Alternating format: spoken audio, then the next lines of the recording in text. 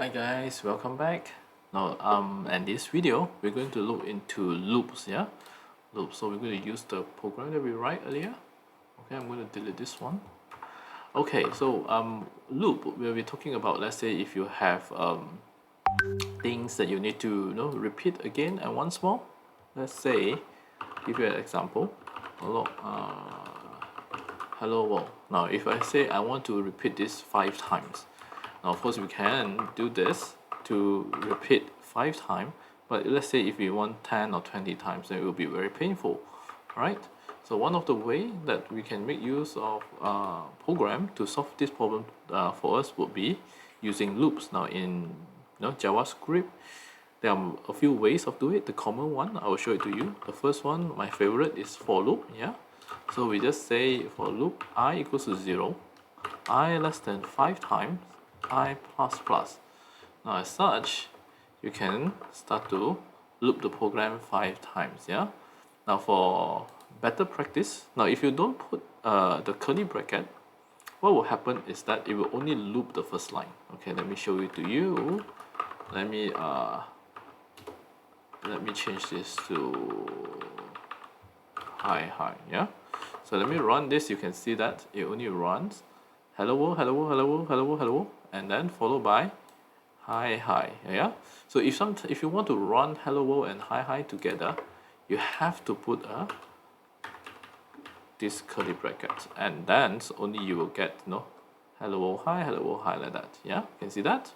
So this, if you look at the whole structure of the for loop, this is where the code that we want to repeat, okay? And this is how many times you want it to repeat, yeah? How many times to repeat. So let I equals to 0 means I created a variable I and I initialize it with 0, and I said that as long as I is less than 5, repeat this. And then after that, I'll increment the I.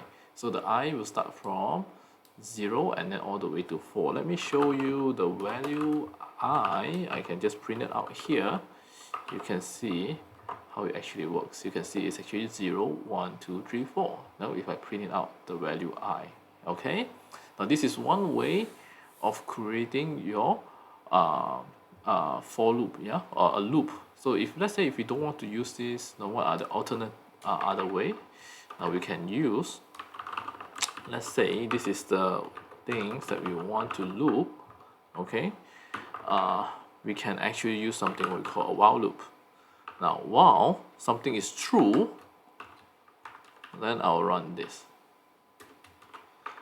So what you need to do is that you need to have the variable first. In this case, I'll declare I equals to 0. While my I is less than 5, then I'll run this.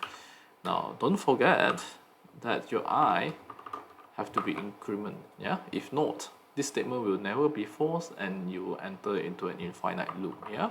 So that's why you can see all the 5 loop here.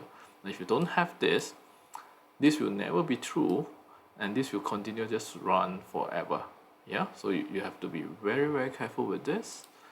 There is also another one, we call it the do while loop, yeah? The do while loop. So the do while loop basically is you start with the do, and then you put a while here, while I is less than 5, then you run, okay? Then you can see I'm also looping this as well, yeah? Of course, if you want to see the number, you can always split it out just to display the I, yeah? You can see this is how the loop is actually being looped. Now the difference between for loop, while loop and do while loop, I think you can check it from our notes, yeah? It's actually clearly explained over there. So this, I hope this will help you to create loops, okay? Okay, see you guys in the next video. Take care.